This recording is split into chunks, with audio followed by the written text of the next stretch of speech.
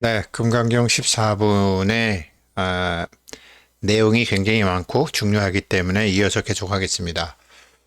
감수 인욕과 선정 인용, 그러니까 내가 고통을 받아서 참는 거, 이익이 되니까 참아야죠. 보통 이익이 되니까 참는 경우 많죠. 하고 싶은 말이 있어도. 그렇지만 못 참는 사람들 있죠. 못 참는 사람들 괴로워도 못 참는 사람은 참 성공하기가 힘들죠. 돈 벌기도 힘들고, 공부 잘하기도 힘들고, 높은 자리 가기도 힘들고, 인간과 인간 사이에 좋은 관계 갖기도 힘들고, 감수인욕도 굉장히 중요하죠. 선정인욕, 선정인욕을 이제 오늘 공부할 거고요. 그런데 감수인욕과 선정인욕도 인욕바라밀이 아니다. 이가 이제 오늘 공부 내용입니다. 파상교, 금강경은 파상경이라고 하죠. 우리가 갖고 있던 모든 생각을 부셔버리는 거. 그런 참 어마무시한 공부입니다. 그래서 제가 이제 14분에 나왔던 수보리 존자가 왜 울었나, 보시바라밀이 왜 제일바라밀이 아니라고 그러는 거야. 그 다음에 인욕바라밀이 인욕바라밀이 아니라고? 그런데 왜 부처님 같은 분이 그런 잔인한 형벌의 인연이 반영되었지? 여기에 대한 의문이 있었고요.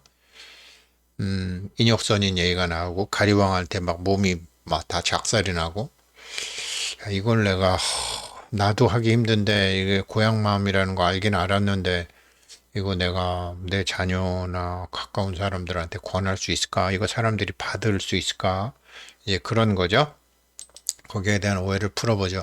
그래서 결정과 속박은 뭐 아마륵과 결정과 속박, 아마륵은 그러니까 속박, 살바야는 지혜니까 결정, 그리고 유생과 무생행, 유생행과 무생행에 대한 것도 이제 같이 공부하죠.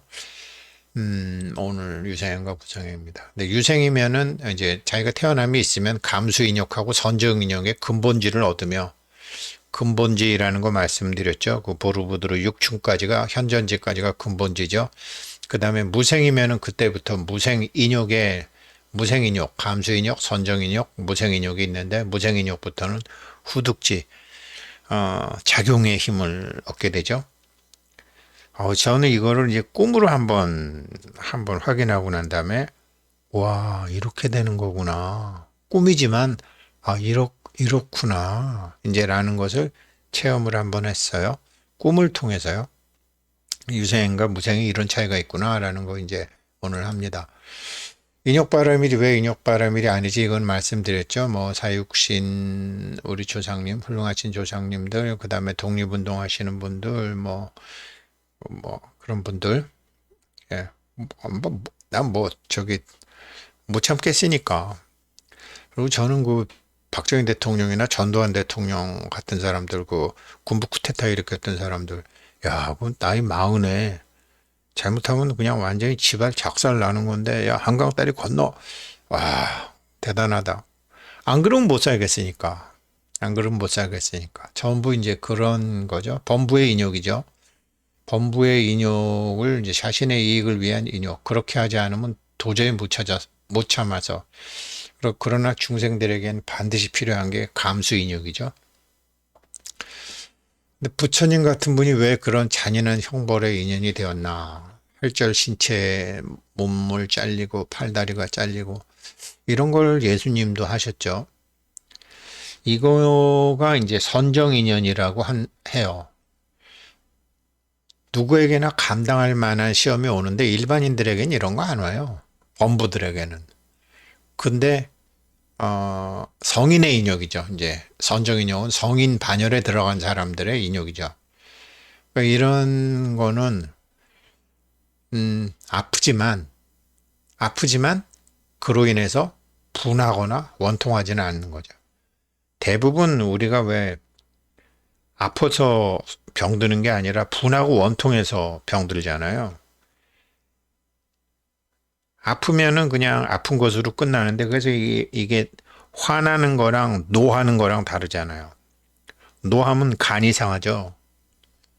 화나면 심장이 상하지만 혈관이나 그런 것처럼 보통 이제 막 밤에 잠이 안 오고 막 자다가도 벌떡 일어나고 그렇게 되죠. 그러니까 그게 범부들은 그런데 성인들은 아픈 건 아픈데 분하거나 원통하지 않죠. 그래서 예수님도 뭐 하느님 저들은 뭐 자기네들이 무슨 일을 하고 있는지 모르옵니다 했지 뭐 저 인간들에게 뭐 저주를 내라 뭐 이런 거 안 하셨잖아요. 그 부처님 같으면 이제 이런 거를 그러니까 부처님 선물 이야기에 이게 나오죠.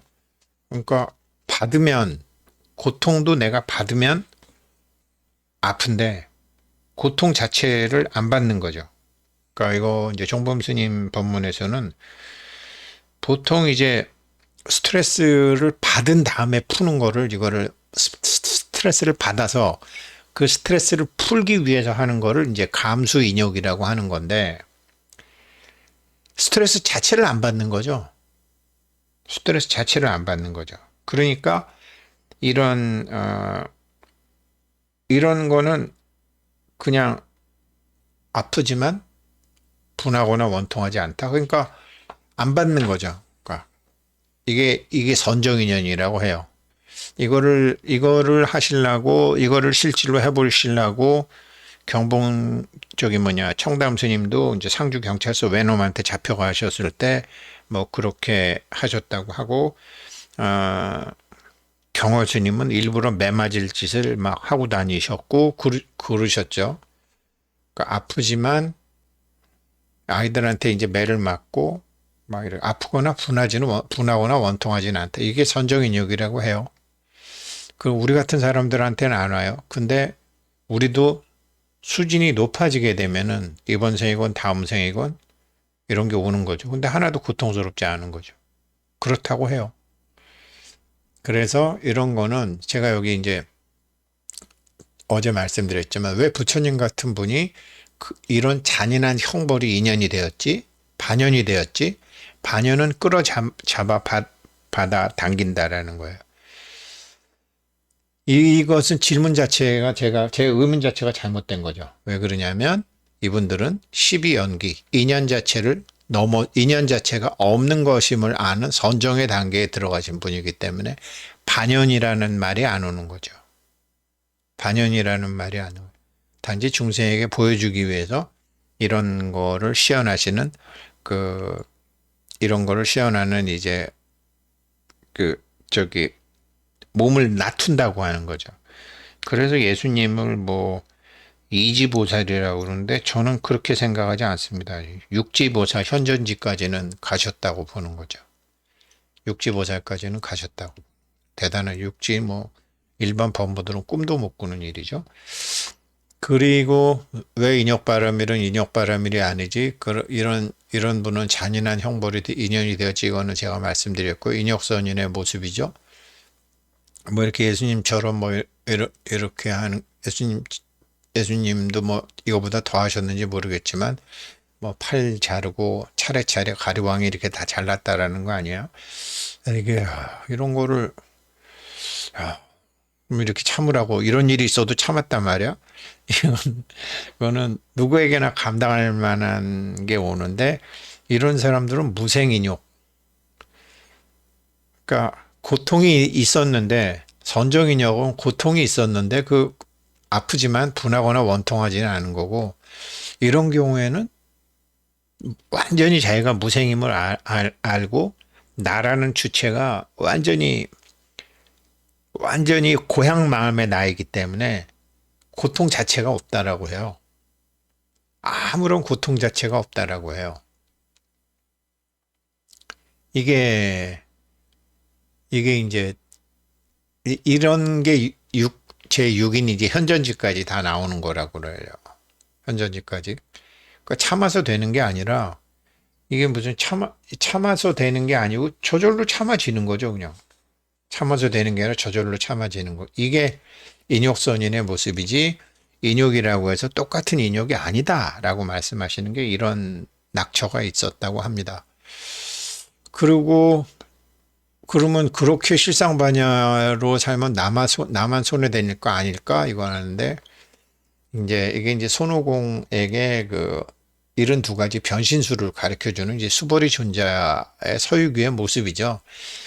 이 현전지를 넘어가게 되면, 이런 현전지를 넘어가게 되면, 그제서 저절로 나오는 게 변신술이라고 해요. 제가 꿈에서 본 것도 변신술을 본 거거든요. 제가 변하는 게 아니고 꿈에 나오는 어떤 존재가 탁 변하는 거를 보고 꿈속에 제가 굉장히 당황하는 거를 봤어요. 참 남 가리키려다 보니까 그렇게 꿈에서 남 가리킬 제가 그런 거를 통해서라도 확신을 얻어야지 이런 말씀을 할 수 있잖아요. 제가 이렇게 살았던 사람도 아니고 이렇게 체험한 것도 아니니까. 그래서 이제 변신술, 작용. 그렇게 되면 뭐 작용이 일어난다라는 거죠. 그러니까 이 가르침으로 수보리는 근본지 공부를 마치고 후득지를 얻게 되는 거죠. 이런 거를 해서 우리가 어제 했던 여기서 근본지 공부를 마치고 7지부터가 후득지, 7지, 8지, 9지, 10지가 후득지거든요. 여기를 가게 된 거예요. 이것 때문에 엉엉 울고 감격하고 부처님께 이제 얘기를 하는 게 금강경에 오늘 14분 얘기에 나오는 거죠. 후득지, 이런 작용지, 변신, 뭐 여러 가지. 이건 완전히 생사가 없고 무생을 넘어서 그냥 태어남이 없는 게 아니라 유생에서 무생도 넘어서 무생을 활용하는 거. 오늘 유생과 무생 공부하는 날이잖아요. 그러니까 무생을 넘어서 무생을 활용하는 단계로 이제 공부가 진척이 되는 거죠. 그래서 이제 어제 하지 못했던 이거 금강경 인욕바라밀 이거를 이제 먼저 하면 참지 않아도 저절로 참아지는 것이 인욕바라밀이다. 그때 부처님의 금강경의 가르침을 완전히 이해한 수보리는 그 깊고 깊은 뜻을 깨달아 눈물을 비오듯이 쏟으며 엉엉 소리내어 슬프게 울며 부처님께 말하였다. 정말로 너무나도 배우기 어렵고 누구도 가르쳐주지 못하는 이 가르침을 받고 나니 제가 오래전부터 지혜의 눈을 얻었다고 생각하였으나 부처님께서 오늘 주신 이러한 가르침은 처음으로 배워서 알게 되었습니다. 현전지, 근본지를 맞추시고 나서 감격하신 거죠. 그런데 부처님이시여 만약 어떤 사람들이 부처님의 이 금강과 반야와 바라밀에 대한 깊고 깊은 가르침을 듣고 나면 세상이 진실이 무엇인지 나의 진실은 무엇인지를 다 알게 되어 그의 마음은 깨끗한 마음이 되어 구하고 바라던 마음도 미워하고 원망하던 마음도 다 사라질 것이옵니다. 그리고 이런 사람은 어디서도 지을 수 없는 최고의 공덕을 얻게 되는 것이라고 생각되옵니다. 세존이시여, 이러한 우주 밖에 모든 존재하는 모든 것의 실상이라는 것도 말로 표현하신 실상은 참된 실상이 아닐 것입니다. 그렇죠? 우리는 해인, 바다 위의 그림자죠.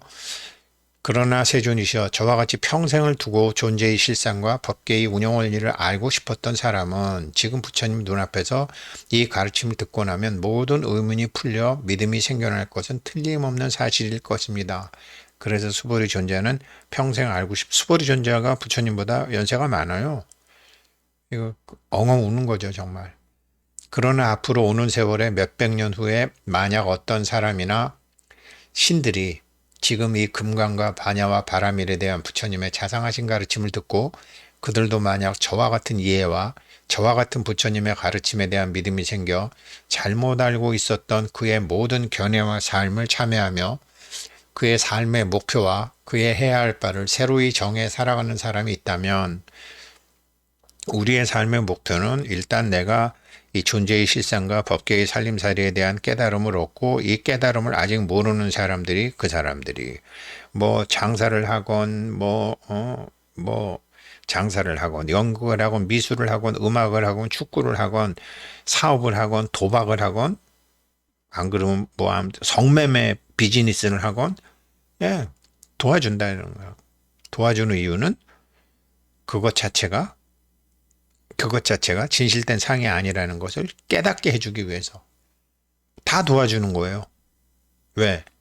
업이 중요한 게 아니라 그 사람은 그 업을 해야지 정상이 되니까 그게 선업이건 악업이건 업은 그 사람이 받는 거고 이 사람이 그 업의 정체를 밝혀주고 이 사람이 깨닫게 되면 그 업 자체도 샥 없어지는 거니까 그거죠. 그 사람들도 깨닫게 해주는 거죠. 왜냐하면 그 사람들은 내가 있다라고 믿어왔던 스스로의 견해가 무너지는 존재의 실상을 알았기에 아상, 인상, 중생상, 수자상을 동시에 다 내려놓게 되었을 것이기 때문이옵니다. 그런 까닭에 부처님께서 금강 반야바라밀경을 설하시며 말씀하셨듯이 우리가 알고 있는 모든 상들이 진실상이 아님을 알고 진실이 아니니까 리상, 상을 떠내는 거 아니에요. 우리 생각에서 흘려보내면 상이 없으면 그런 사람들과 신들을 이름하여 부처라고 하셨기 때문이옵니다. 부처님께서 수보리에게 말씀하셨다. 그러하니라 그러하니라 수보리야. 만약 어떤 사람이 나는 본래 없다 라는 이 가르침을 듣고 나서 터무니없는 이야기라고 하며 놀라지도 않고 죽음도 없는 것이다. 이건 무생이죠. 무생, 무사, 생사를 넘어서는 거죠. 태어남도 없는 거죠.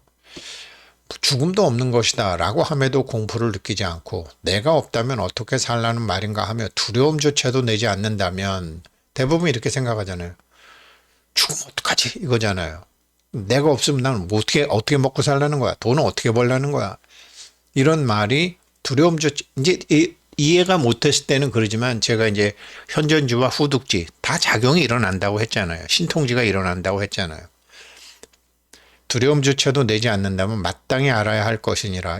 그 사람은 정말 희귀하고 소중한 사람이라는 것을. 그리고 수보리야, 내가 누구나 피같이 생각하여 경쟁을 통해 얻은 재물을 기부하는 보시를 통해 재물에 대한 그의 견해를 부수어버리라는 반야의 바람이를 제일 가는 바람이라고 했던 것을 기억하느냐?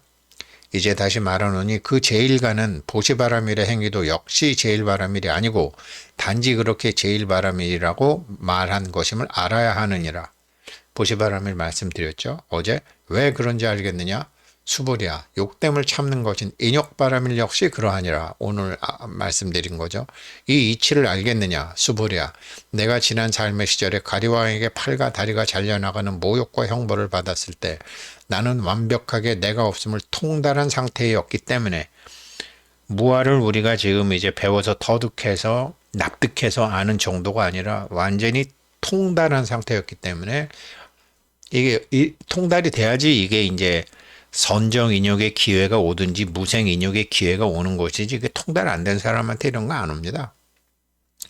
내가 없음을 통달한 상태였기에 아상, 인상, 중생상, 수자상이 없었느니라. 나는 고통을 참음으로 인욕을 한 것이 아니라 참지 않아도 인욕이 되었기에 가리왕에게 그 어떤 원한을 품지 않았느니라. 수부리야, 그뿐만이 아니니라. 나는 또 수많은 세월 동안 수없이 많은 전생의 삶에서 그렇게 욕됨을 당하는 인욕 수행을 해왔던 바이니라. 그러나 그때도 역시 고통을 참아내는 감수 인욕이 아니었고 고통도 그 자체가 없다라는 선정 인욕과 내가 없음을 아는 무생 인욕을 하였는데 그 또한 아상, 인상, 중생상, 수자상이 없었기에 할 수 있었느니라. 그래서 수보리야, 너는 내가 보살들만을 항상 보호해 챙기고 보살들에게만 과업을 나누어 주어 나의 일을 하게 한다고 하였는데 보살이 되려면 마땅히 그렇게 모든 상이 진실의 상이 아님을 알고 그 상을 버릴 줄 알아야 하느니라. 리상이죠. 이상정멸분. 그것은 참음이 아니라 진실을 알게 되기에 그렇게 되는 것이니라. 그런 상태에서 최상 최고의 진실을 아는 지혜로 일체 중생을 위해 그들도 이 진실을 알게 하겠다라는 안욕따라 삼맥삼보리의 마음을 발심이라고 하는 것이니라.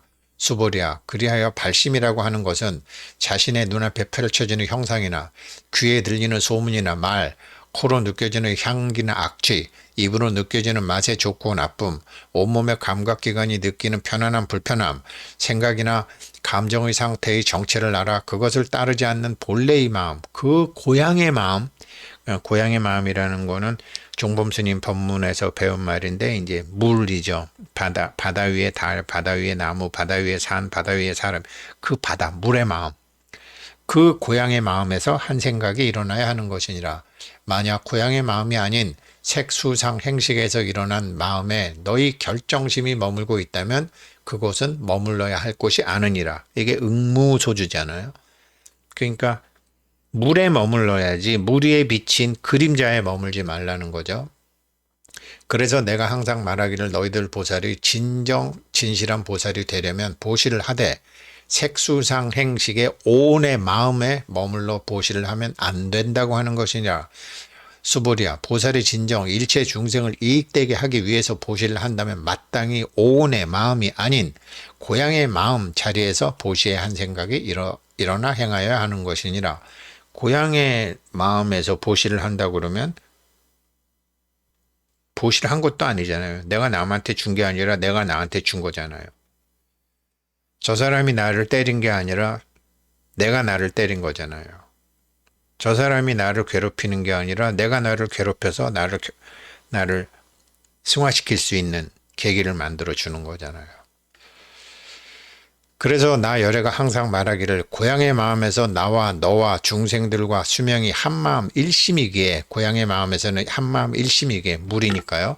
나, 너, 중생하는 상들이 모두 진실된 상이 아니며 중생 하지만 그들이 중생이 아닌 고향 마음에서의 나 자신이라고 말한 것이니라. 수보리야, 너는 어떻게 생각하느냐? 나의 이 말을 믿을 수 있겠느냐? 나는 지금 생사 없음을 알게 된 내가 생사 없음을 활용하는 법을 말하고 있느니라. 이제 이게 쓸데없는 게 아니다라고 지금 말씀하시는 거죠. 니네 자녀들한테 권해도 된다라고 말씀하시는 거죠. 네가 너의 삶에 써도 된다라고 말씀하시는 거죠. 나는 지금 진실된 말을 하고 있는 것이며 중생들의 삶에 실질적인 말을 하고 있는 것이며 법계의 운용 원리 있는 그대로 말하는 것이며 내가 미친 소리를 하고 있는 것도 아니며 말을 꾸며서 딴 소리를 하고 있는 것도 아니니라. 수보리야, 모든 실상 반야의 세상을 나는 이미 알고 있기에 고향 마음은 어둠이 있어도 어둠이 없다고 한 것이며 그림자는 원래 물에 있었으니까요. 또 고향 마음만이 실전적인 마음이라고 하는 것도 아니며 그렇다고 고향 마음이 허망한 것이라고 말하는 것도 아니니라. 그러나 수보리야, 만약 어떤 보살이 있어서 마음을 그의 색수상 행식에 온의 마음에 두고서 누구에게 보시를 했다고 하면 그는 마치 깜깜한 방에 들어가 아무것도 볼 수 없는 봉사와 같겠지만, 또 다른 어떤 보살이 있어서 그의 마음이 고향 마음에 있어서 오온의 마음에 머무름이 없이 누구에게 보시를 했다고 하면 그는 밝은 두 눈을 떠서 햇볕이 밝게 빛나는 대명천지의 모든 이런저런 것들을 다 볼 수 있게 되는 것이니라. 수보리야, 앞으로 오는 어떤 세상에서도 만약 이와 같은 금강반야바라밀경의 나의 가르침을 듣고서 마음으로 잘 받아서 그 마음에 그의 고향 마음을 잘 지키고 지니며 그렇게 매일매일 이 금강경을 자신의 마음에 독송한다면 나 열애는 나의 불지혜로 그렇게 행하는 사람들을 모두 다 알고 그런 사람들을 모두 다 보고 있을 것이니라. 그리하여 그들이 끝없고 한없는 공덕을 지어나가고 받는 것을 다 알고 다 보고 있겠노라. 여기까지가 이상 정멸분입니다. 감사합니다.